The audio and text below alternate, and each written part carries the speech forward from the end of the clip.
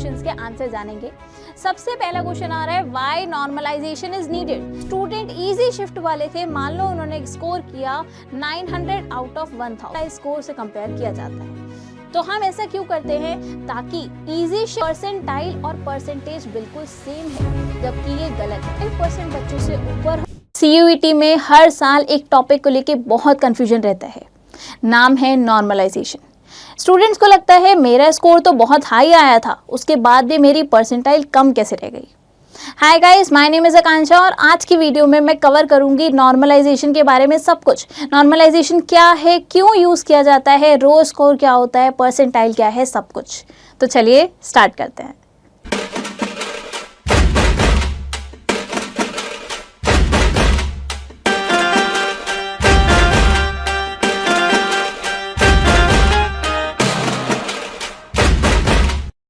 आज की वीडियो में हम इन 5 क्वेश्चंस के आंसर जानेंगे।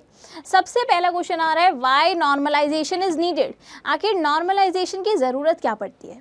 जो CUET का एग्ज़ाम है वो लाखों स्टूडेंट्स देते हैं, तो एक शिफ्ट में सबका एग्ज़ाम एक साथ कराना पॉसिबल नहीं होता, इसलिए NTA शिफ्ट्स में एग्ज़ाम कराता है, डिफरेंट डेज में एग्ज़ाम कराता है, जिसकी वजह से हो सकता है कि कोई शिफ्ट का पेपर थोड़ा सा इजी हो और कोई शिफ्ट का पेपर थोड़ा सा डिफ़िकल्ट आ जाए।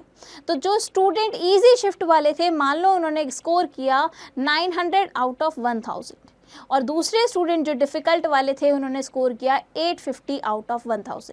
देखने से लगेगा कि जो स्टूडेंट A है जिसने इजी शिफ्ट में दिया था उसकी परसेंटाइल ज़्यादा होनी चाहिए, पर यहाँ पर NTA क्या करता है, डायरेक्ट रो स्कोर को कंपेयर करने की जगह इनकी एक परसेंटाइल निकालता है, उस परसेंटाइल को कंपेयर करता है, नॉर्मलाइज स्कोर से कंपेयर किया जाता है। तो हम ऐसा क्यों करते हैं, ताकि इजी शिफ्ट या फिर डिफ़िकल्ट शिफ्ट की वजह से किसी भी स्टूडेंट को अनफेयर बेनिफिट ना हो और अनफेयर लॉस भी ना हो, कोई फ़ायदा ना हो, कोई भी नुकसान ना हो। इसके लिए नॉर्मलाइजेशन को यूज़ किया जाता है। सेकेंड क्वेश्चन हमारे पास आता है, व्हाट इज़ रो स्कोर। आखिर रो स्कोर है क्या। रो स्कोर मतलब, मान लो आपने 1000 मार्क्स का पेपर अटेम्प्ट किया और आपने 850 स्कोर किया, तो 850 आपका रो स्कोर है, मतलब एक्चुअल मार्क्स जो आपने स्कोर किए हैं आउट ऑफ टोटल पेपर, ठीक है, आउट ऑफ टोटल मार्क्स।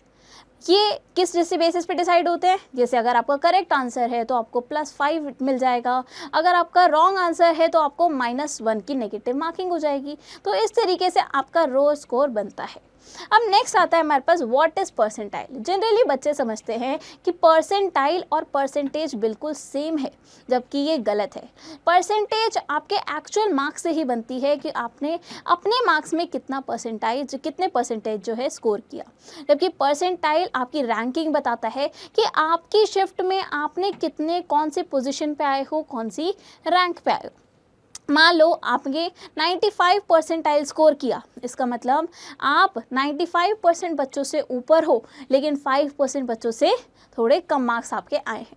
उसी तरीके से मान लो किसी स्टूडेंट के 99% मार्क्स आए, परसेंटाइल आया है, इसका मतलब उसने अपनी शिफ्ट के स्टूडेंट्स में 99% स्टूडेंट्स से बेटर परफॉर्म किया है और 1% बच्चों से थोड़ा कम परफॉर्म किया है। तो इस तरीके से परसेंटाइल निकाली जाती है। परसेंटाइल परसेंटेज से बिल्कुल अलग हो जाती है, जहाँ पर जो हमारा नॉर्मलाइज स्कोर है, नॉर्मलाइजेशन स्कोर जो हमें जानेंगे क्या है, नॉर्मलाइज स्कोर और परसेंटाइल ही एडमिशन के लिए ज़्यादा यूज़ होती है, रॉ स्कोर इतना यूज़ नहीं होता। अब नेक्स्ट हमारे पास आता है, हाउ नॉर्मलाइजेशन वर्क। तो नॉर्मलाइज्ड स्कोर निकाला जाता है किस तरीके से, जो हमारा NTA है वो डायरेक्ट कंपैरिजन करने की जगह कि रो स्कोर को मान लो एक के 900 आए, के 850 आए, डायरेक्ट कंपैरिजन करने की जगह उनकी शिफ्ट में एक नॉर्मलाइज स्कोर निकालता है कि अगर मान लो यही स्टूडेंट अलग शिफ्ट में एग्ज़ाम देता तो उसके कितने कितने मार्क्स आते, उनका एक एवरेज निकाला जाता है, जिससे आपका एक नॉर्मलाइज स्कोर निकलता है। ये एक स्टैटिस्टिकल मेथड है, इंटरपोलेशन की तरफ से मदद से निकाला जाता है। इसकी कैलकुलेशन आप नहीं समझ पाएंगे क्योंकि हमारे पास उतना एक्चुअल डेटा नहीं है, बट आप इतना समझो कि यहाँ पर हम जो डेटा निकाल रहे हैं, एक एवरेज मार्क्स निकाल रहे हैं कि एक स्टूडेंट अगर एक शिफ्ट में इतने मार्क्स ला रहा है, इतनी परसेंटाइल ला रहा है, तो वो अलग अलग शिफ्ट में कितनी परसेंटाइल लाएगा, उन सब का एवरेज निकाला जाता है, जिसे हम नॉर्मलाइज स्कोर जानते हैं। क्वेश्चन है कि अब ये काम कैसे करता है। तो जब हमने हर स्टूडेंट का नॉर्मलाइज स्कोर निकाला तो जिससे जो शिफ्ट की बात थी कि इजी है या डिफ़िकल्ट है, उससे पढ़ने वाला जो इम्पैक्ट था अब वो ख़त्म हो गया। अब हम कंपेयर करेंगे सबके नॉर्मलाइज स्कोर्स को, उसके बेसिस पे ही आपकी परसेंटाइल आएगी और उसी के बेसिस पर आपको एडमिशन मिलेगा। जब आपका CUET स्कोर कार्ड आएगा तो आपको आपका नॉर्मलाइज स्कोर भी देखने को मिलेगा और आपको आपकी परसेंटाइल भी देखने को मिलेगी। अब लास्ट चीज़ आती है व्हाट शुड स्टूडेंट्स डू। इसके लिए स्टूडेंट क्या कर सकता है। तो आप लोग के हाथ में ना तो शिफ्ट है, ना तो क्वेश्चन पेपर है, ना आप उसकी डिफ़िकल्टी डिसाइड कर सकते हो। तो यहाँ पर आपको सिर्फ ध्यान देना है आपकी प्रिपरेशन पे। आप जितना अच्छे से प्रिपेयर करोगे तो इजी शिफ्ट हो या डिफ़िकल्ट शिफ्ट हो, आपको दोनों ही अच्छे से आता होगा। आपकी एक्यूरेसी मैटर करती है, आपकी स्पीड मैटर करती है, ये मैटर करता है आपने कितने टाइम्स रिविज़न किया है, कितने ज़्यादा मॉक्स अटेम्प्ट किए हैं। आप जितनी अच्छी प्रिपरेशन करके जाओगे उतने ज़्यादा चांसेस बढ़ जाएंगे आपके अच्छा स्कोर करने के, अच्छा कॉलेज मिलने की।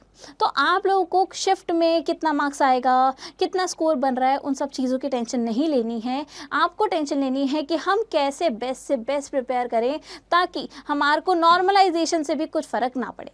अब एक क्वेश्चन स्टूडेंट्स के माइंड में आता है कि क्या हमारा नॉर्मलाइजेशन से ईजी शिफ्ट वालों के मार्क्स हमेशा कम ही होते हैं। सो आंसर इज़ नो, ऐसा ज़रूरी नहीं है।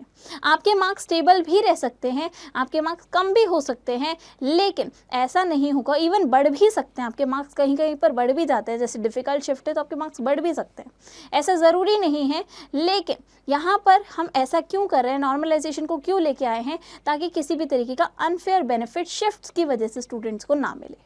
तो यहाँ पर मैंने आपके सारे क्वेश्चंस के आंसर कर दिए हैं। अगर इसके अलावा आप कोई क्वेश्चन का आंसर जानना चाहते हैं तो प्लीज़ कमेंट से बताओ और इसी तरीके की और CUET कंटेंट के लिए चैनल को फॉलो करो। Thank you so much guys.